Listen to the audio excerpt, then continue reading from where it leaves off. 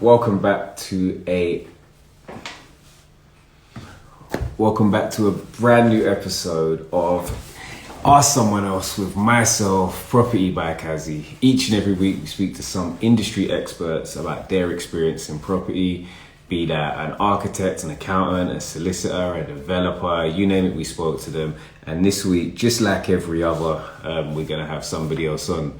So I'm going to invite our guest for today, which is Luigi Newton from LN Capital. Let's talk about property. So I hope everyone's having a good weekend. They're rested and recharged this Sunday, ready to go get it. How are you doing, brother? You all right? I mean, you're right. Yeah, I'm not too bad. Good.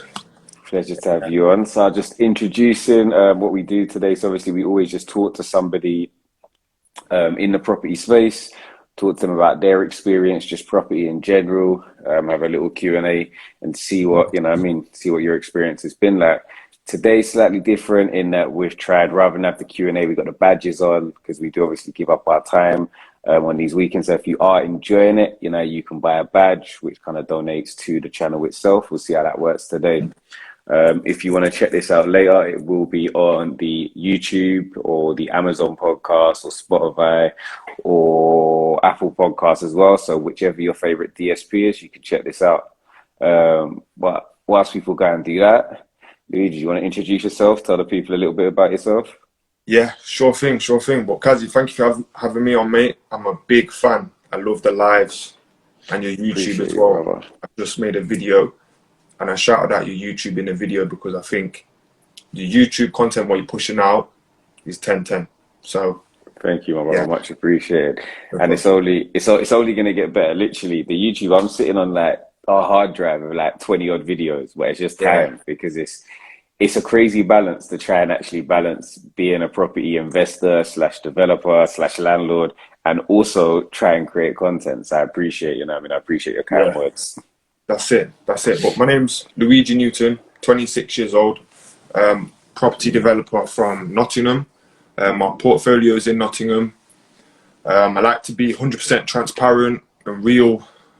So I've got 6 properties now, but I should be getting the keys for 2 more next week because the completion date's for the 10th. So that's next week. And then they're mainly HMOs, but there is a few other ones as well, like family home and a serviced accommodation. So, but HMOs are my favorite, so that's what I'm kind of trying to master. Okay, nice.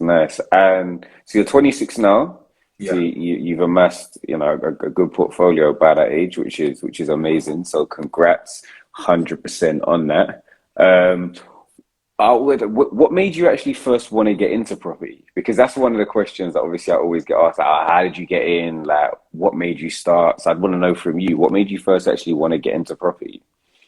Well, for me, it was initially money at first because, I always kind of knew that, property is good for making money. But then it kind of changed to I'm enjoying the refurb side of it, looking for the deals, negotiations, interior design side of things. So, I do enjoy it for other reasons now, other than just money reasons. But that was the initial reason, yeah. So then when you say like money, obviously, it's like, I know, for example, if I wanted to be an F1 driver, I'd get money. But the route to getting that money, like, how did you first start? Like, what did you learn? What was your first property? Like, what was that experience of buying your first home? It was a bit scary, to be honest with you, because I didn't fully know if it was going to rent out. But for me, I lived in it and I rented out the spare rooms. Okay. So as soon as I got the keys, I didn't have enough money for the furniture. So that was an issue. So I had to raise up some more money to actually get the furniture. But once I had it all furnished, built everything up, IKEA furniture, and then the rooms rented out straight away. So it kind of changed my whole financial situation just from that first deal, because I was living in an apartment where I was paying out like, I think it was only $450 for the apartment, but then my bills and everything, so it came to like, say, £700-800 a month. But then I'm going from paying that every month to now living for free, and I'm making, £400-500 profit. Okay. On top of my work wages, like, you know, it was a big change. So was that like the light bulb moment for you that was like, okay, you know what, this isn't just like, it's not just a home now, or it's not just like a side hustle, so to speak, but Yeah, there's actually real money in this if you do it more sort of yeah, as an institution or more as a business. yeah, definitely. Because I was comfy, like in my flat. My flat was nice, like it was nice. It was in the city centre. It was one of those housing association ones where you have to go on the list for ages. Um, so I got it. I was comfy there, you know. So it was a big step from going from that to then living in a house and renting the rooms out, living with strangers. So it was worth it because of the money side of things, but it was a sacrifice at the same time. But Yeah. kind of I, realized I want to do more. So yeah, and I think what you just touched on are some things that I've discussed in the past, but I think it's definitely important to talk about it today. Potentially, like particularly sometimes sacrificing that short-term gratifications, that short-term lifestyle, that short-term purchase, the short-term enjoyment for long-term goals and long-term rewards. Like a common phrase now is like, a year of graft or year of getting your head down now can change your next 10 years. So sometimes you just got to do that. I think that's kind of what you've done and what you've shown. I think yeah, another thing that I'd like to touch on in what you just said and the story you just explained was because I think, don't get me wrong, like if you have an opportunity potentially, um, for whatever circumstance, to mm, get assistance with housing, um, to, be in a potential like a housing association or a council property, that can be really good because it can help, that maybe somebody who's in a vulnerable situation or needs that help from an accommodation perspective. But also, like, we have to look at the downside of it in that, look, property prices are only going up. Like, yeah, they dip here and there, like, for a short term. But if you're waiting and waiting and saying, I'm going to get my help to buy, I'm sorry, I'm going to get my right to buy, I'm going to get my right to buy. because of the Oh, mic's the messing. mic, the Yeah, mic is. sounds raw, sounds like proper Do crackling. you know what? One sec. Let me leave the AirPods because it. Can you hear me? Yeah, that's way better. Yeah. Yeah, Okay. Perfect. Yeah. Let me leave the AirPods. I'm trying to do technology and technology space. yeah. But I was Very just good, man. saying. Sorry. So one thing that we've spoken about in the past, but I think off the back of your story just there, it reminded me that the opportunity to like buy or to live in a council or housing association property is really advantageous to help elevate somebody from a situation where they were maybe struggling. However, I think sometimes because of that short-term goal and comfort, we Mm, sacrifice maybe because you can't buy a property whilst you're living, in this. You can't buy another property and retain that property. So some people are waiting and waiting forever to get on the list or waiting forever for the help to buy. But mm, while that's happening, property prices are shooting up. And if you're in an area where there's exponential growth, potentially that saving doesn't outweigh and outdo the rewards. So I think your example of just saying, you know what, I'm just going to go out and do it, mm. can show the advantages of both sides there. Yeah, yeah, yeah. See, my one was like an apartment where it was within a housing association, but you can privately rent it. Yeah, So it was just like that. I didn't get any like perks yeah, with it. Um, but then I just found a 4-bed house for like 125. But I got a really good deal on it because it was a desperate seller, needed a quick sale. I was ready, had the proof of funds, AIP. Um, so What's I was, AIP? I always ask when people say acronyms. For yeah, everyone that's in the chat. sorry. So agreement in principle Hmm. from my mortgage broker. So for me, I was ready to go. Yeah. So I managed to get it for 125, but it was worth about 150. So a Hmm. year later, I got it refinanced at 150, and I pulled out like I think it was 18 or 20k, and then I used that towards my next one. And then I did the same thing. I did my second one was on a residential as well, Hmm. and then I just went from there. Because that's another thing that we speak about.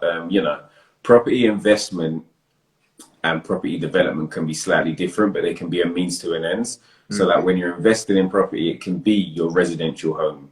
It can be where you live because, although there's a lot of conversations around OPM, which is using other people's money, the reality is that when you're starting out, a lot of the time you do need an element of capital to get into investing in property. And so one of the most efficient ways that you can do that is through your residential mortgage. Now, you living in that property, it's a bit safer because you're trading off that Yeah. rental income that you were paying for a mortgage, but now you've got an investment vehicle that you can hopefully use as efficiently as possible. And then, like you said in your example, if you either buy at the right price, so buy below market value, or you don't buy at the right price, but you see a way that you can add value. Maybe it's through design, interior design, maybe it's through styling, because I've seen some amazing homes that literally, because somebody's got a great eye for furnishing and they make this property look 10/10, when they now go to refinance or go to sell, they're sort of smashing ceiling prices because they've made that home like perfect. And I think you can then either pull out money there and use that to leverage and then go into your next property or buy an additional property, which is what you did. But if we take it back a little bit before, because you mentioned you were working. Yeah. Before, or where were you working and when you first started in property? And are you still working now? I'm not working now. I'm doing property full time now. Okay. But before I was working, I worked a load of jobs, to be honest with you. But I got my first house when I was like 22, just turned 22, I'm 26 now. But I was working, the longest job I had, I was working in a call center, selling insurance for people's Sky equipment. It's one company called Domestic and General. I was there. But I like the sales side of it, like cold call, trying to close deals on the phone. And I like that kind of side of it. Everyone around me was just complaining, I hate this job, I hate this job. I was more trying to become top seller. So that was kind of one of my motivations for that job. But I was probably coming out with about 1,600 after tax per month. So I was on about 20k per year. And they capped the commission just as I started working there. So I never got the uncapped commission. But yeah, that's what I was doing. And then I started buying alongside that job. And then I went down to part-time. And then when I had enough where I felt, I can go full-time property, I just went full-time property. And I think that's a really smart way of doing things, because like I had this conversation, I think I was speaking to Sam Norris, the broker, and we were talking. Oh yeah. Like when somebody says, it's like it gives alarm bells through, or he panics and he's like, I've just got into properties, I've quit my job. And they're like, okay, so you want to start lending with no income, and it's going to make it way harder. So sometimes you've got to you can stagger. Like, don't get me wrong, if you've got a lump of capital or you're really have a massive appetite towards risk, I'm not saying don't leave somewhere, but I think you can always leverage your 9 to 5, and you can use that income to allow you to borrow more money, and B, somebody else is paying you to learn a skill set. So sales, for example, is a paramount skill set in property. Like in almost any business, sales is one of the most key skills. I mean, like other people say like administrative stuff, but at the end of the day, if you can't sell to somebody, nobody's buying your product and you've got no cash flow. There's some of the best products that were made, but if they weren't advertised right and weren't sold properly, nobody ever heard of them. Some of the best books have never been read. Some of the best paintings have never been seen, because somebody's got to be out there pushing that product. And the fact that, you took a job that other people were saying, oh, come on, it's like, I'm not really enjoying it. And you said, look, whatever job I'm in, let me take the best out of it. Let me get the most from it. And that's what's allowed you to exceed in where you are now, which I think is really good, and some advice that, people always come. And I know people ask you, I've seen them in your comments saying like, I'm 18, 19, 20, I want to get into property. Where do I start? And a lot of the time you can't start straight away. Like you can't just start buying a house tomorrow, but you can start prepping yourself to be able to make those moves in the next couple of years, which I think is something. Yeah, and I've seen you talk about making sure people's credit scores are on point from an early age, starting to save money. Super important. Trying to increase the income level as well, rather than just focusing on saving. I'd say for any young people that are trying to get onto the ladder, try and increase your income. If that's working 2 jobs, 3 jobs, doing a side hustle, anything to increase your income, then I'd say try and do that. Obviously legal things, and I'd say income rather than just save. It's easier to save when you've got more income. Yeah, no, exactly that. Like if you're like literally hand to mouth, then it's a lot harder to save. Obviously you can look at things to, be more efficient with the capital that you have. But definitely, if you can increase your earning potential, it's a lot easier to save.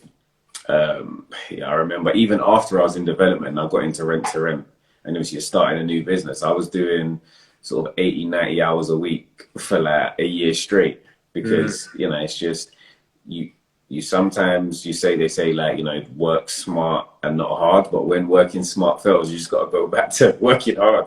Yeah, that's it. Yeah, no, I think that's it. So you're based in Nottingham. Yeah. And obviously, like, property prices differ all over the UK, and Nottingham's not the most expensive. It's like by no means the cheapest. Like, why, particularly when starting out, what was it that made you say, I want to stay in Nottingham as opposed to, maybe go elsewhere or go somewhere less expensive or more expensive? Yeah. Well, I was actually going to move to Brum. So I was going to go to Birmingham. I was looking in, I think it was Erdington I was looking in. I just liked Birmingham. I thought, I'm going to get my first one on a residential. So I need to be living there. So I thought, what's a nice city other than where I live now? I thought Birmingham. But then I had this job opportunity in Nottingham, which was the call centre place. So I stayed in Nottingham. And then I just thought, you know what? I'm here. I've got a job here. So I'll buy here. First one went really well. The second one went really well as well. So from then I just thought, if it's not broken, don't fix it and just keep on going. Great advice. Like, literally, the thing is that I think some people, maybe, for me anyway, like from a strategy, like they have like this scattergun approach where it's like, I want to buy a house there, there. But it's really hard to do deal appraisal if you don't know the area. And it's also really time consuming if you've got other vocations. So I think focusing on an area that you already know the difference between the good and the bad areas, and what areas are in the right catchment areas, or what areas have got a shortcut to the train station, so people like living there or close to the right school. So I think if you can afford it, it's always good to operate where you are. And I think even though sometimes, like particularly we look at London and think, it's saturated, there's too much, but like there's so many houses. Like for every house that somebody's doing up, there's another 200, 300 on that road alone that is potential to replicate. So even on the road, you've done a deal, let alone the whole city. Yeah, and the area that I started buying in was probably known in Nottingham as one of the worst areas, like in terms of for crime. But it's improving so much. Like when I was younger in school, it was really bad, but now it's got so much better. So I started buying there, and the house prices there have got a lot better and better.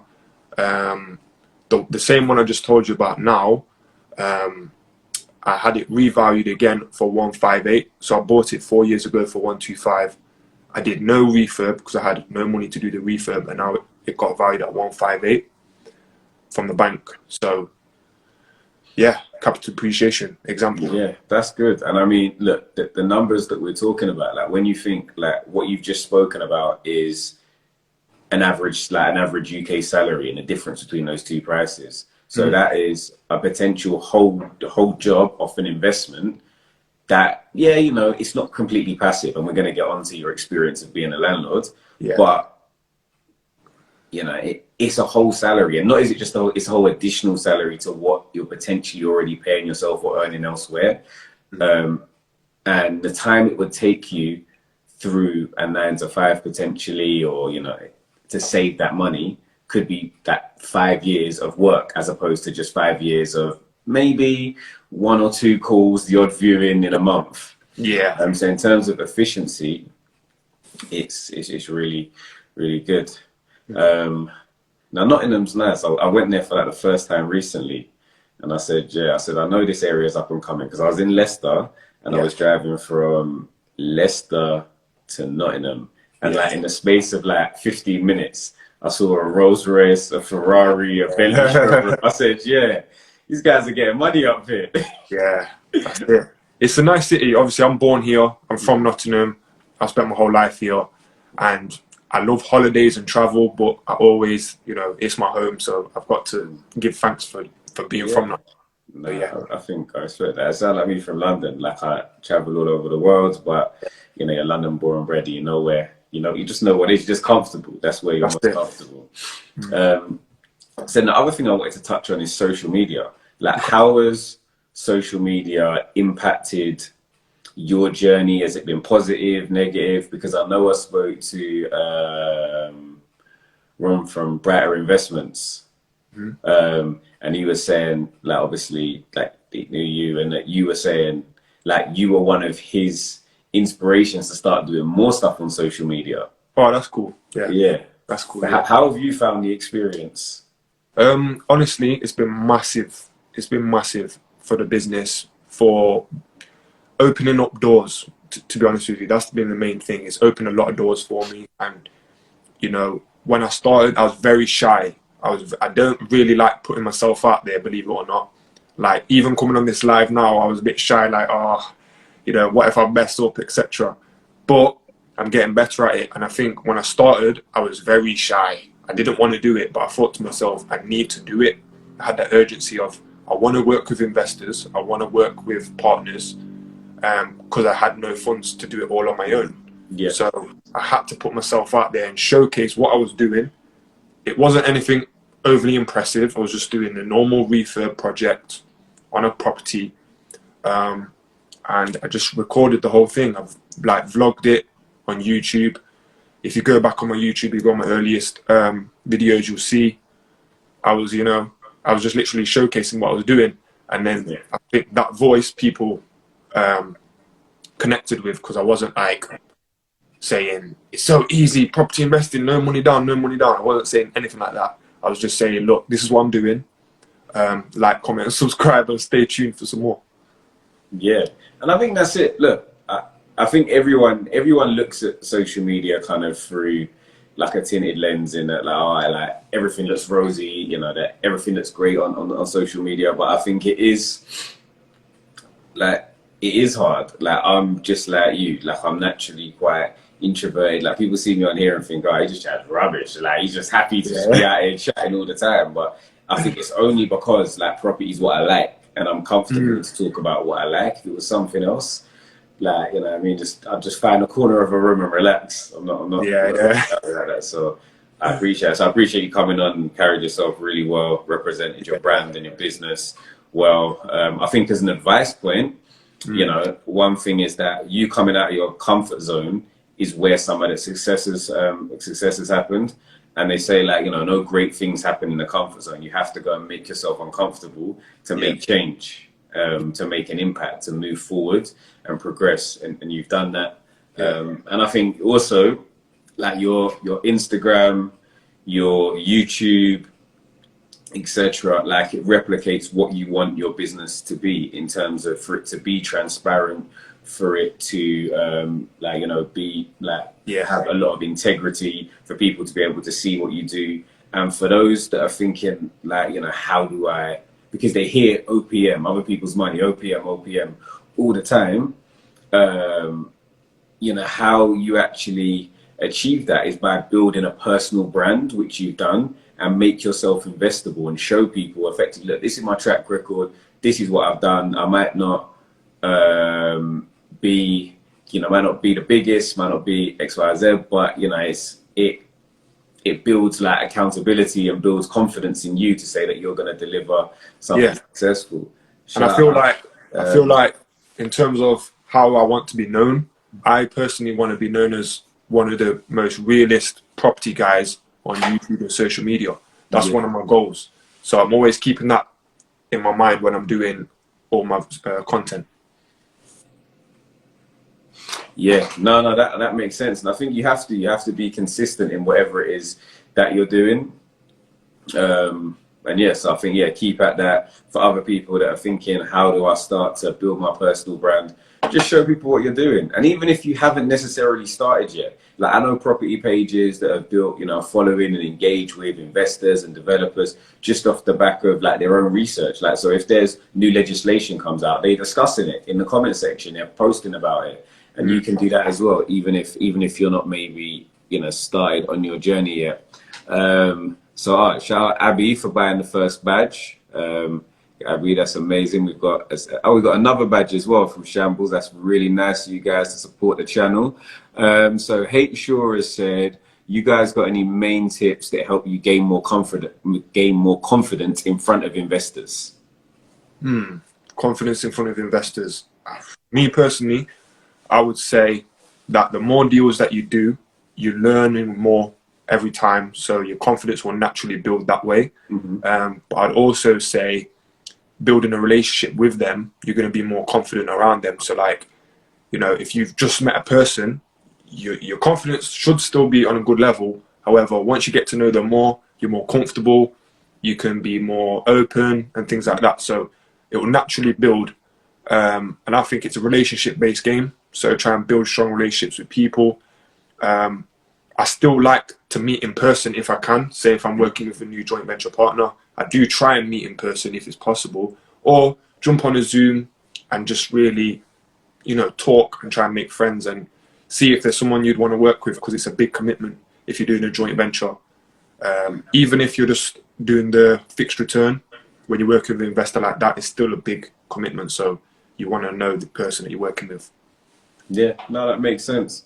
That all makes sense. I think that's some good advice for people. I think just knowing, you know, if you want to get confident in front of investors, just get confident speaking to people. So before you pitch yourself to an investor, get used to pitching yourself to your friends. Like, have conversations with your friends about what you're doing and get feedback, because the only way you're going to know if what you're doing comes across well is if, you know, if you actually go out there and do it. So maybe before you do it with the investor, do it with friends, do it with family, you know, do it with strangers. Pitch somebody that doesn't have any money to invest just to see if they would invest if they did have money. Good idea. Yeah. All great tips for somebody that wanted to start learning and building those relationships. So then, going back to your portfolio, you said, you know, you went from working in a call center, to buying your first property, to kind of seeing the potential of property, to refinancing, buying second ones. What was it about like the HMO model that was attractive, and why did you go for that model as opposed to single lets? Well, for me, I just saw that you can add massive value by doing the HMO conversions, or you can potentially buy an underperforming HMO and add value to it that way. So I think I prefer them to single lets because of the cash flow you can get per month. And that's just me being honest here. You make more money per month. So that's why I did it. That's why I prefer HMOs. Nah, yeah, they're great. They're great for cash flow, and I completely understand that. But in terms of transparency, with, you know, like with anything, they say more money, more problems. Yeah. With that additional cash flow, you've now, you know, if you've got 5 tenants in a HMO, 5 rooms, you've effectively got 5 tenancy agreements. Technically, you've got 5 units, so it can be more work. How have you managed to, you know, maximize your returns from your HMOs whilst minimizing your sort of workflow and your involvement? Like, how have you worked those efficiencies into your business? So I think at first it was stressful. The first, I'd say 3 that I did, fully self-managed, and it was stressful, to be honest with you. But then I started working with property managers, and I have a really good property manager that I work with, a company called Harmony Lets. They're charging me £30 per room for HMO. So it works out to be on my ones less than 8%. And the service is incredible. To be honest with you, they're just on point with everything. So I don't have to worry about management at all. And I have a good working relationship with them. So like they know when to contact me, they know when not to. So all round, management wise, it's really smooth. And that's not me bullshitting here. That's me being real and saying it's smooth right now. In the future, it might change. I might have some terrible tenants. Obviously, you get your things here and there. But in general, it's been pretty smooth. You know, Yeah, I think that's a lot of good advice again. And I appreciate what you're telling the people. Hopefully they appreciate it, and can get, and, you know, can really take in that advice. I think what I would take away from what you just said was, you know, to start with, obviously you're trying to maximize your income. So, you know, self-managing may be the way to go to maximize your returns. But then if you can efficiently outsource some of that to, you know, whether that be a property manager, a VA, a PA, etc., then you can then use your time most efficiently to do what you do best, because potentially you managing property may be not as efficient as you sourcing the next deal, because that next deal could make you the same amount of money that you would save managing property over the next, you know, couple of years. So I think definitely sort of specialization and working out what your skill set is. And that it's funny because although a lot of these sayings like, oh, build a dream team, like they sound repetitive and OPM, but like there's a reason why people say them so much. And that dream team stuff of find people that you work well with and their skill set matches yours, then you can build a working relationship that works for both of you is really important. Yeah, 100%. I 100% agree with that. Yeah. So let's go on. What's been your worst experience as a landlord? Oh, okay. Worst experience was actually on my first house, and it was my first tenant. So basically, it was through someone that I knew. It was through a friend of a friend. Bad idea, by the way. I don't ever rent property to my friends anymore. But I learned the hard way. So this guy wasn't my friend. He was a friend of a friend. He moved in to one of the rooms. I was also living in the property. And then he had his girl over all the time. No problem. That's no problem. The problem was when I was sleeping in the middle of the night and I just heard, boom, a big bang. I've run down and I've gone to the hallway area and I've just seen the girl, boom, slapping the guy, slapping him up. And I was just like, no, I didn't know what to do. I was just like, told him, like, I just raised my voice and said, you two just calm the fuck down now. Like, I didn't swear, but I was like, you two calm down. And then I kind of like had to stand in the middle of them. And they did calm down. And then the guy's gone for the girl. So it was crazy. Honestly, because I was so new to it as well, I did not know what to do. I'll be honest with you, I had no idea what the protocol was for that. And I think sometimes that is a struggle, and it almost leads me on to my follow-up question quite well. That obviously, firstly, understanding like where you position yourself from a legislation, legal standpoint, and just as a person, what do I do here? But then also, like, although the lodgers, you know, can be great as a source of income, you can't like subtract yourself from the business. It's all personal because you're there. Like, I'm your landlord, but I'm also your flatmate, and then I might also be your friend, and the blurred lines get crossed. So I wouldn't say, you know, never rent to a friend, but I personally have also had, like, you know, a lot of negative experiences where I would say, you know, there's a reason, again, they say don't mix business with pleasure.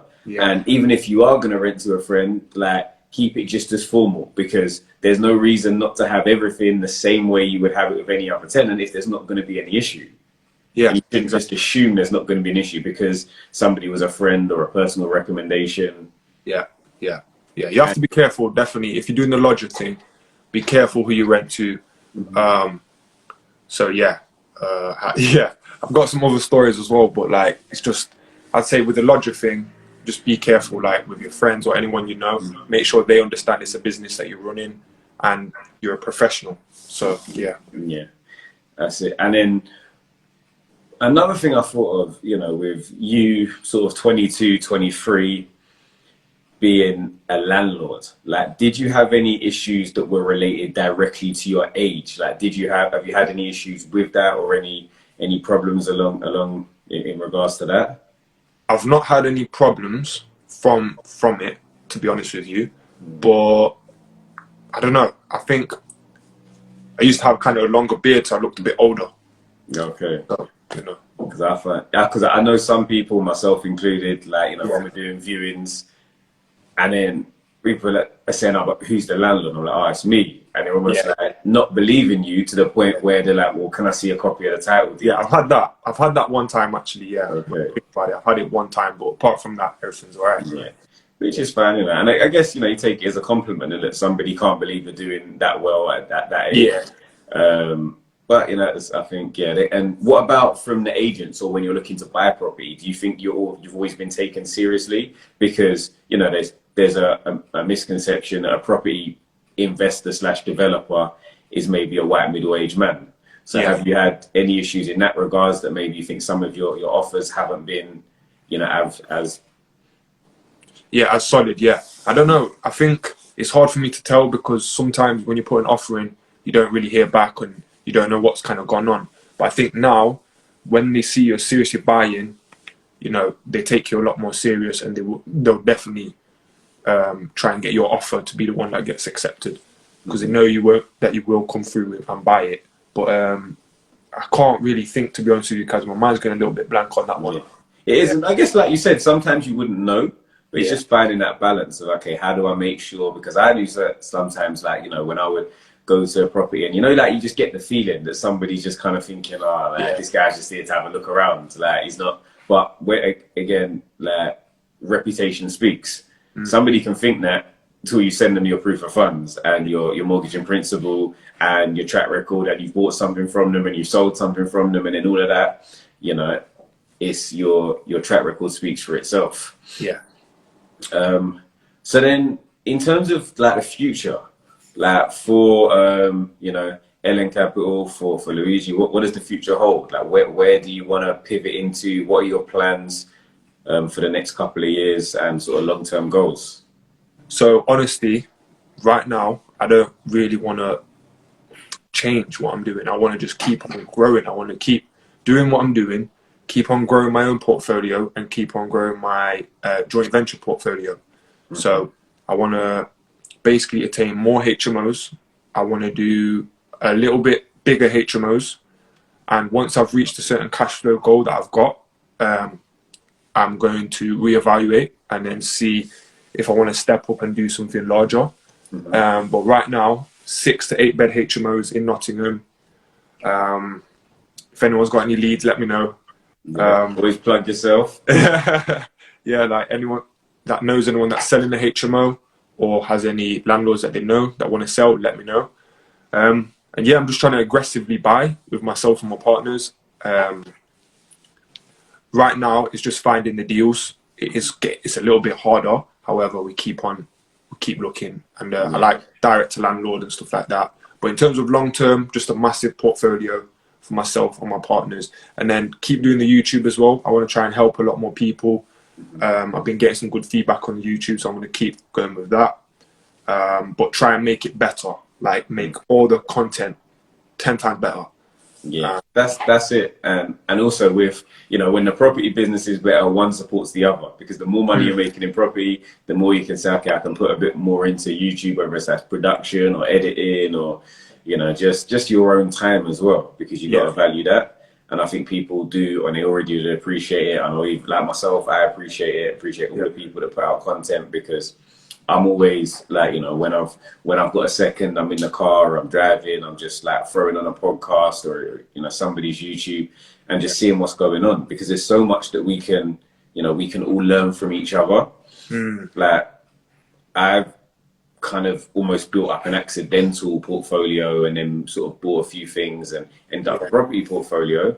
But then I'm looking now, okay, I need, bits. I think I spoke to you, I spoke to Alfred Jade, I spoke to a couple other people.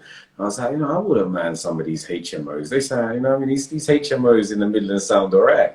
Yeah. So I know that you're coming down to London, right, in January. We're going to do the part of the new Property by Kazi in-person podcast. Yeah. So we've already got Brighter Investments, Tej Talks, Alfred Jade, Luke Hickey from Luke's Properties, as well as Axel the comedian, the Property Comics, and loads of great guests. Are going to get another 7, so it's going to be just like the Ask Someone Else, but it's going to be filmed live and direct with our videography company, South Point Media, so shout them out. Are you gonna like put us together? Like, what are you thinking more to do? One-on-one interviews, or are you trying to? So it's all going to be one-on-one interviews, but I just film over like a week's period, get them all out, and then they're literally going to be coming out each and every week, sort of 45 minutes long, but they're going to be a lot more structured. It's great, like you said, to talk, but when you can kind of read the room and feel the energy, I always think it's better to have those in-person conversations. Because the vibe is that bit stronger. So this is my penultimate episode now for the Ask Someone Else series. So this week, so I've got you, and then we've got Jerome from Planning Games. So he's big time property developer. I think GDV over his property career has been about 37 million, so a great one to tune into. He's like, you know, a developer slash trader, so buys and sells sites, sometimes just with the planning game. So for those that are looking into that, because I think, you know, we start with buy-to-lets and investments and BRRR and move on to those bigger deals. So if you are interested, make sure you set a reminder in your diary for this time next week, Sunday, 6 p.m. for property planning game with Jerome. That should be a great episode. The best episode is going to come out on YouTube, Spotify, Apple, Amazon, wherever, whichever your DSP is, your digital streaming platform. So you can go and listen back if you're catching the end of this video. Luigi, if people want to find you, if they want to engage with you, network with you, where can they find you? So everyone, if you just follow my Instagram, you can DM me on Instagram. And your Instagram is, because remember, some people are going to be listening and not seeing. Oh, okay. Yeah. So my Instagram is at LN Capital. So that stands for my initials, Luigi Newton. So LN Capital, and you can DM me there, or you can go to my website www.luiginewton.com, and yeah, I'm easy to find. So yeah. So if you are looking at potentially partnering, JVing with somebody that's you know, completing these HMO conversions, and you're looking to add value, definitely reach out. If you're not already, there's been, you know, a couple hundred people that have been in this chat today. So I hope everybody has already followed LN Capital, so you can engage with Luigi and see what he's doing. Make sure you check out his YouTube channel as well, because there's a load of great content out there. And he's promised today, he's gave us that promise on the live that the content is going to continue and get bigger and better. He's also going to take me around nuts. He's promised that as well. So I'm going to come up at some point when I visit my family in Leicester. I'm going to come up and visit, and you never know, he might even find me a deal. Business together, because hey, you never know. You never know. Exactly that. Well, I appreciate you coming on. Like I said, guys, check us out next week, each and every Sunday. Ask someone else. We're now on episode 35, so that's almost 35 hours, a whole day and a half of great content. If you're looking to get into property or want to learn more about it from loads of industry experts, go back and check out some of the old episodes. And I appreciate you all being here today. Take care, Luigi. Take care. Thank you, mate. See you there, brother. Bye.